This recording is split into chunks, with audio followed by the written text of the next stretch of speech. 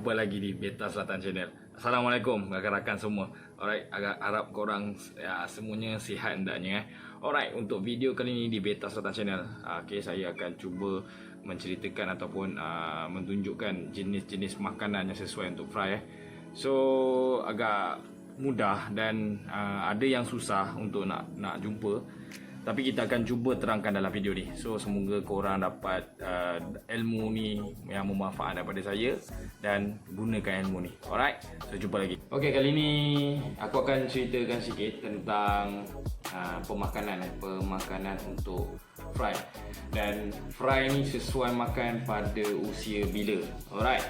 So untuk next ataupun video yang lepas korang dah tengok untuk video breeding dan insyaAllah aku doakan korang berjaya breeding. Alright. So biar mulakan breeding dengan yang pakai yang murah pun tak apa, asalkan korang berjaya. Sebab part tu nampak mudah tapi agak susah juga sebenarnya. Taklah semudah yang korang jaga kan. Okay, so bila untuk breeding part korang dah berjaya dan mungkin dah ada fry, korang mesti akan ada start ataupun terfikir-fikir, tertanya-tanya pemakanan dia ataupun fry ni makan apa. Sebab fry ni dia punya saiz sangat mikro, sangat halus, dan dia makan pun mestilah makanan yang halus, dia tak boleh makan yang makanan yang besar. Untuk kemampuan dia punya mulut tu mungkin kurang besar untuk dia nak makan benda-benda yang besar. Alright, untuk yang pertama makanan yang kebiasaan, ni aku cerita yang kebiasaan orang bagilah. Normally kat dalam beta ataupun breeder, untuk bagi fry makan ni kebiasaan orang akan cari kutu air lah. Itu untuk normally, ni aku cerita untuk normally dululah, kebanyakan orang pakai. Tapi sebenarnya kan bahan dia tu banyak atau jenis-jenis makanan tu terlampau banyak dan boleh bagi semua, tak ada masalah. Cuma ada pro and contra dia, ada yang bagus, ada yang kurang bagus. Mungkin dari segi kualiti air tu akan terganggu. Alright, untuk kebiasaan-kebiasaan orang mau akan cari kutu air, sama ada dia pergi sauk sendiri ataupun dia pergi beli. Alright, so dulu kita orang as a permulaan breeding, ikan laga kita sukar untuk dapatkan kutu air ataupun monia. Ada setengah orang panggil kutu air, ada orang separuh orang panggil monia, ataupun ada side member kita panggil moon. Alright, so benda tu agak susah dan nak dapatkan benda tu pun perlu keluar pagi-pagi. Matahari pun belum start naik, dia dah kena pergi cari kutu air. So untuk kutu air ni sekarang mudah, ada orang dah start jual. Alright, kadang-kadang dekat kawasan-kawasan paya ataupun kawasan-kawasan yang air bertakung pun boleh jumpa. Alright, so kebiasaan dua benda ni orang akan pakai, kutu air ataupun BBS. Ini yang kebiasaan dan senang. Alright, so normally yang tak tahu apa jenis yang mungkin lagi senang dan tak pasti boleh pakai atau cara macam mana nak pakaikan dia. Okay, so cerita pasal fry tadi. So fry bila dia start free swim ataupun dia dah start pandai berenang, dia dah ada tanpa bantuan bapak dia untuk dia berenang. So dalam masa hari pertama dia pandai berenang sehinggalah hari keempat dan kelima. So dia tak perlu bagi makan lagi. Dia sebabkan dia masih ada takungan telur lama dia tu, dan itulah sumber makanan dia sebenarnya. Dia masih kenyang dalam masa 4 atau 5 hari. Alright, so tak perlu bagi dia makan. So selepas 4-5 hari ni korang perlu cuba bagi dia makan dengan kuantiti yang sedikit dahulu, dan korang kena pastikan dia makan dan dia belajar makan. Alright, normally untuk benda yang senang dan benda tu sebenarnya ada kat rumah ataupun mudah dapati, is kuning telur. Kuning telur yang dah direbus. Alright, so cuma dia punya masalah pada kuning telur ni tak boleh over. Dia tak boleh over untuk bagi kuning telur sebab dia akan mengganggu kualiti air ataupun mengganggu kualiti air. So ada setengah orang masih menggunakan kuning telur dan ada setengah orang dah tak gunakan. So untuk emergency part akan gunakan jugalah untuk kuning telur, but dia punya tu kuantiti tu jangan terlalu banyak. Okay, so ada setengah orang juga akan gunakan cacuk. Cacuk ni sejenis cacing mikro yang dia hidup dalam air cuka, cuka apple, cuka yang boleh cakap air masam dia hidup. Cuca ni pun cacuk ni pun juga boleh cakap ada dah ramai orang jual, tapi saya tak suka pakai dia sebabkan ada yang budak baru ataupun member yang baru kita mungkin salah anggap untuk pengambilan cacuk tu dia fikir untuk terus tuang, but kena tahu yang cacuk tu adalah air masam, asid. So So bila tuang semua tu akan jadi mudarat kepada air ikan juga. So benda ni agak leceh, complicated. So dulu ramai yang pakai, sekarang mungkin dah kurang. Mungkin ada sikit yang katakan mungkin kebetulan ataupun mungkin cakap tak betul.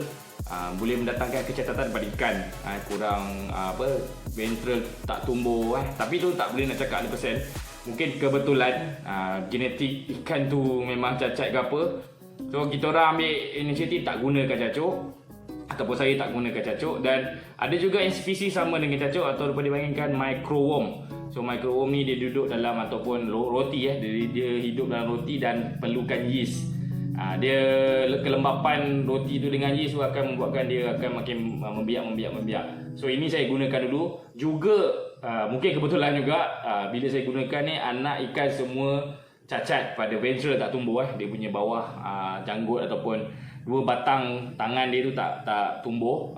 Kemungkinan daripada microworm atau cacing tu lah, ataupun kebetulan memang dia cacat. Okay? Tapi sekarang kebanyakan saya 100% gunakan BBS. So BBS ni mudah jumpa ataupun senang dibeli.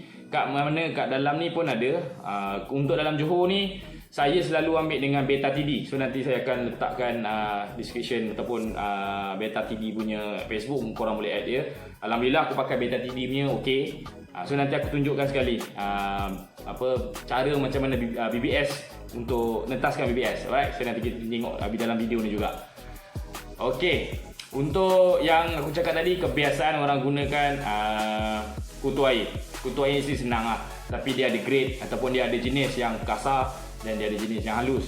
Dan dalam kutu air ni pun ada satu spesies atau 2 spesies yang jahat. Itu yang kadang-kadang aku tak guna. Yang jahat ni kadang-kadang boleh merosakkan atau membunuh fry. Itu yang kadang-kadang kita tak jangka benda tu ada dalam kutu air dan kita tak nampak. Tapi kadang-kadang fry tiba-tiba hilang. Itu yang masalah kat kutu air. Tak ada masalah untuk bagi bagus kutu air. Tapi ada setengah yang mungkin member baru kita breeding, mungkin induk tu terlampau kecil, masih kecil, dan dia breeding jadi fry tapi sizing fry tu tak cukup besar dan dia tak boleh makan kutu air. Okey, perbezaan antara kutu air dengan BBS atau Artemia. BBS ni dia lebih halus sikit dan pergerakan slow. Kalau kutu air ni dia laju sikit pergerakan. So dalam air dia tu, dia punya berenang tu terlampau laju dan mungkin fry tu kurang dapat kejar. Okay, untuk BBS ni dia slow dia punya berenang. So nanti aku tunjukkan BBS punya rupa macam mana. Alright, kutu air punya rupa macam mana. So nanti aku akan tunjukkan dalam video ni lah, apa cacuk apa semua, kau akan faham kat situ. Alright, so dalam masa 5 hari ke atas dah boleh mula bagi. Macam aku, kalau nak follow aku gunakan BBS. Okay, mungkin senang. Ada setengah orang mungkin susah, cuma cara pengendalian BBS tu agak leceh sebab dia perlukan pump. Okay, untuk kutu air pun senang. Korang hanya pergi sauk ataupun korang pergi beli atau dapatkan.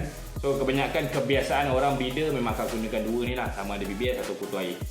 So korang boleh cuba mana-mana cara pun boleh. Tapi aku referkan pada yang hidup. Kalau boleh pakai yang jenis yang sumber makanan yang hidup, untuk sebab dia punya kualiti air tu terjaga lah. Tidak merosakkan kualiti air. So bila kualiti air ni terjaga, maknanya fry ni akan sihat, hidup sihat. Tapi kalau kualiti air tu terganggu ataupun rosak, tu yang boleh menyebabkan anak-anak ikan mati. Okay, anak-anak ikan mungkin kurang, kuantiti dia jadi kurang tanpa korang sedar. Itu yang kadang-kadang bila member baru kita yang ternak, dia mesti akan cakapkan, bang, kenapa saya punya fry mati ke semuanya, kenapa air jadi macam gini. So ada dia punya masalah-masalah yang korang kena kaji. Alright, so sampai sini untuk video kali ni, untuk cara pemakan ataupun jenis makanan fry. Aku harap korang breeding berjaya dan jadi breeder yang terbaik dekat dalam Malaysia. Alright, saya jumpa lagi. Alright, kat depan ni ada sedikit ataupun bahan untuk cara nak, macam mana nak menetaskan BBS. Right, so ini BBS, ni pun dah nak habis tapi untuk sampel lah. So BBS ni dalam Johor aku dapatkan di Beta TD korang, nanti aku akan sediakan Facebook Beta TD, so korang boleh PM dia. So selama ni aku pakai dengan Beta TD punya brand ataupun barang yang dia jual tu, alhamdulillah okey memuaskan. Dan garam normal, garam dapur, dan botol mineral standard size, dan air pipe pun boleh. So macam mana cara untuk kita nak buat dia? Senang. Okay, untuk permulaan just ambil garam ni 1 sudu, half pun boleh. So 1 sudu pun dah cukup untuk garam. Alright. Dan kita masukkan bubble. Kita onkan bubble ataupun pump. Okay. So pump dah on. Ni pump air biasa, yang satu angin pun tak apa. Okay, kekuatan maksimum dan masukkan dalam. Alright, so dia akan jadi bubble ni. Alright. Mudah cara untuk BBS ni. Tak susah macam orang duk jangkakan untuk BBS.